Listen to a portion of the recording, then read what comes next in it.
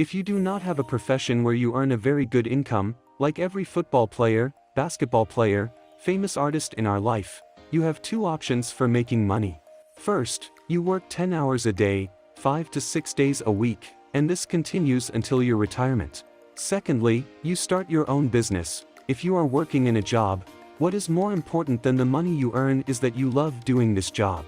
For example, if you are a doctor and you love your job, the topic is already closed. But if you work in any job not because you love this job, but to earn money and make a living, which is the situation of 95% of the society. During my working time, you count the minutes. You devote a minimum of 8 hours a day to your work and 8 hours of sleep. 16 hours of your time is spent in this way.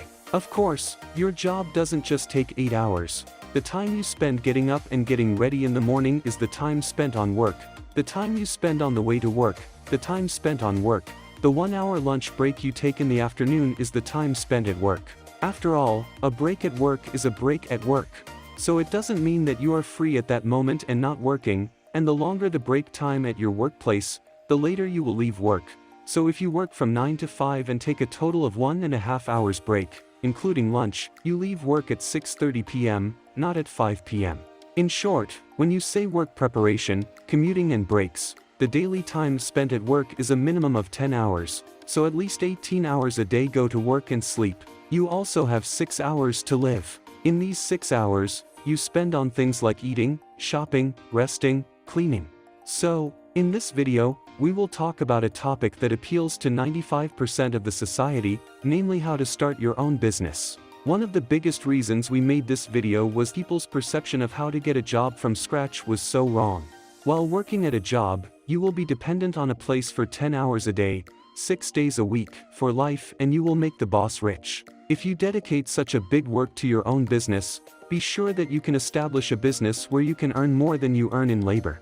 What is important to achieve this is not capital, business idea, family inheritance. It's just hard work. You'll see this as you progress through the video. If your boss was in your place, he wouldn't be working in the business you set up.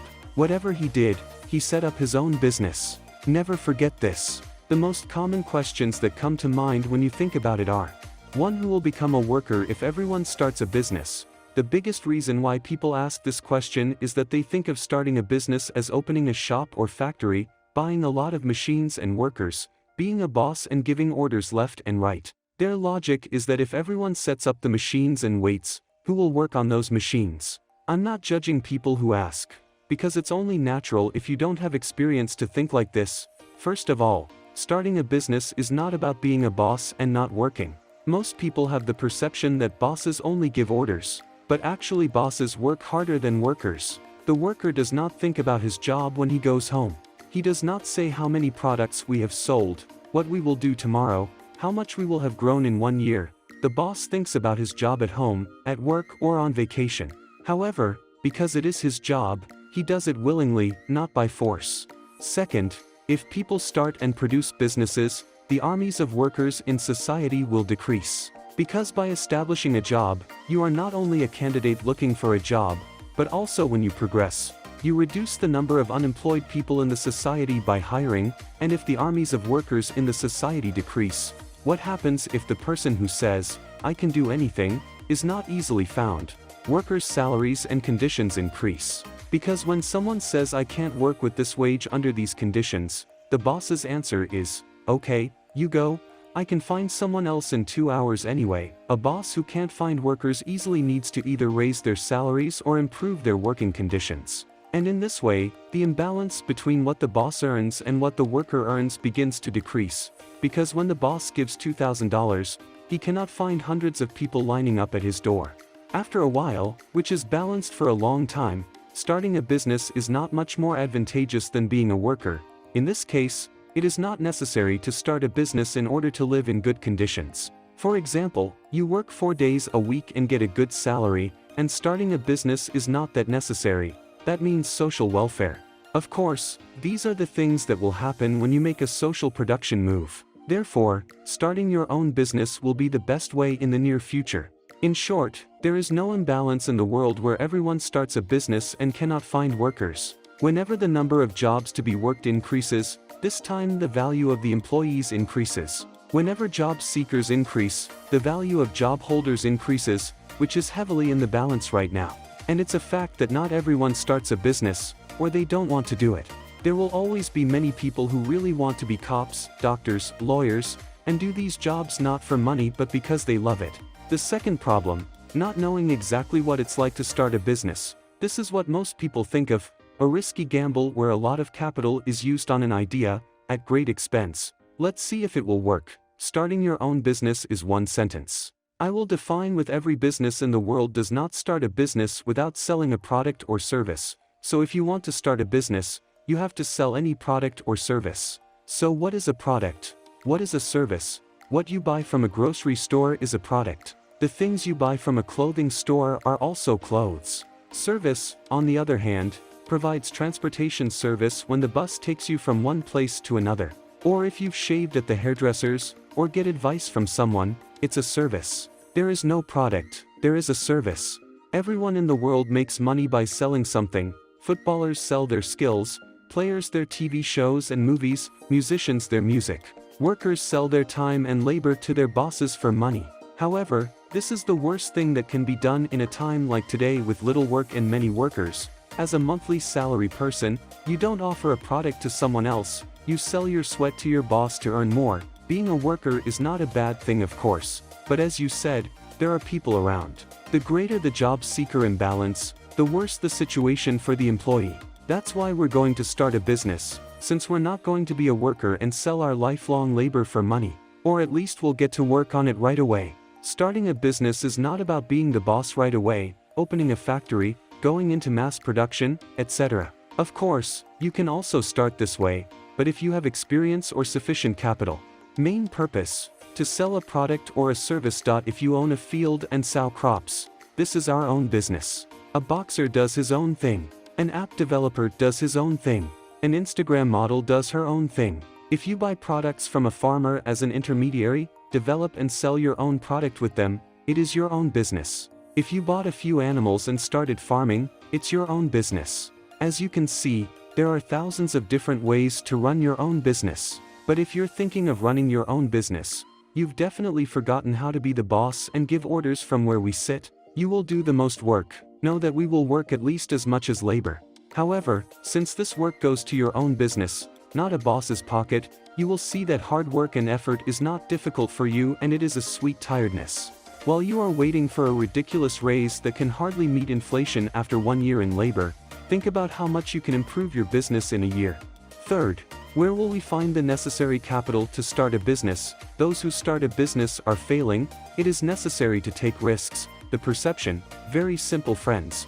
If you don't have any money, you will find a job and you will have enough capital to produce the product you want to produce. You can't start a business with zero money. Finding a job and working to start your own business is not something to shy away from. However, this should not be taken for the long term, and every second you work, you should work on how you can establish your own business and what it can produce. Of course, if your job is in the field you are interested in and where you are going to start your business, it will be a great advantage for you. Of course, there are types of businesses that require hundreds of thousands or even millions of dollars to get started. For example, construction. But you can't do this when you haven't even climbed the first rung of the ladder. That's why you're not going to start a business like this when you're just starting out. You're going to start with a product or service that is relatively easy to manufacture, with as little risk as possible, does not require large capital. The product or service we will produce does not need to be unheard of or unseen. In order to produce a product, there is no need to have a system to produce that product. You can do contract manufacturing. In other words, you can have a product you design manufactured by a company that already has this system. You can also produce at home. For example, you can produce hundreds of different foods at home. As we said, friends are preferably related to your interests. How can you reveal this with minimum capital? You will identify its ways. It may be someone who asks for their own opinion. If you do not want to be a worker, you must change this way of thinking. So every step of the way and everything you have to do, you can't expect someone to tell you step by step. You have to learn by research, trial and error. Right now, you can come up with a product or service on a budget of a few $100s a month. And the moment you do that, you've set up your business. After this stage, things proceed like ripping socks off. Every business that starts from scratch develops in a similar way. All you need to focus on here is that people like the service we offer or the product we produce. You can't sell something that nobody likes and that doesn't work for people. The product we are talking about can be anything, including a food. Take a look around you. Everything you see, from the clothes we wear to the chair I sit on, are products produced, sold, and profited by someone. Assuming that 7 million people are unemployed in our country and that even one person's daily water expenditure is 20 liters on average, which is very low compared to real data. This means 160,000 tons of clean water in just one day. And this is only if the water expenditure does not provide the return of the resources that these people consume to the society in some way. We cannot live in abundance as a society, therefore, it is the only solution to dissolve the unemployed armies by involving everyone in production. And it is very important for you to know that when he establishes a business, when he produces it, it does not mean that he is competing with you. There are places to establish thousands of different jobs. When someone produces, it increases the abundance in the country. That's why the people around you starting a business is good news for you and our country. In the fourth misperception, it's about mentality, that everyone who is rich steals or thinks they deserve it. Is there anyone who gets rich by stealing? Is there anyone who is rich by eating right? Of course. However, these can't be your excuses just because there are examples. I'm not stealing your seat, so you're going to say, is it a successful business theory? Of all the people who have honestly set up their own businesses and are successful, seeing bad examples, partly because people actually like to complain more than act. And you don't have to earn millions of dollars in your own business. You will be much happier if you earn enough money per month by working in your own business, instead of working in someone else's business. You can grow your business in a year. You can set new goals for yourself. In someone else's job, you work for 1 year and expect a raise of several $100s at the end of the year. There is an economic crisis. We cannot start a business. Friends, money doesn't fly anywhere when there is an economic crisis. People don't stop consuming. Or he doesn't stop buying things. The money flow always continues. The important thing is to be able to offer what people want. In fact, this is an opportunity in times of reduced production, such as the economic crisis. As a result, we have two options: either you will complain, or you will take action to correct these situations. When you see someone successful, you don't get inspired by saying bravo instead of labeling it as stolen or very lucky. I can too. If he succeeded, you should say, I can do it too. I'm sure that even the luckiest person has a lot of work behind their success. If you say that he stole it or he is lucky, you throw everything away. You destroy your own potential, because you think that others get it without working, and you expect the same for yourself. Your lives, not under the control of others, or an outside force. Of course, as you progress, you will encounter obstacles and difficulties. However, these are not exclusive to you. They are in front of everyone who wants to achieve something. Otherwise, everyone would be successful. That's why you should know how to overcome these difficulties, to overcome them in one way or another, to achieve something when faced with any obstacle. It is not about complaining why such an obstacle has come my way, but by trying to find a solution by saying how to overcome this obstacle.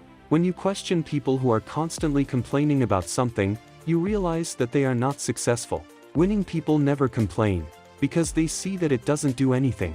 They do not give permission or belief in their success or expect the world to be fair to them and to give them what they want right away. They focus on their goals, find solutions, and do whatever it takes. Therefore, create solutions, not complaints. Because every problem you encounter on the way to our goals has a solution. Goodbye, stay tuned.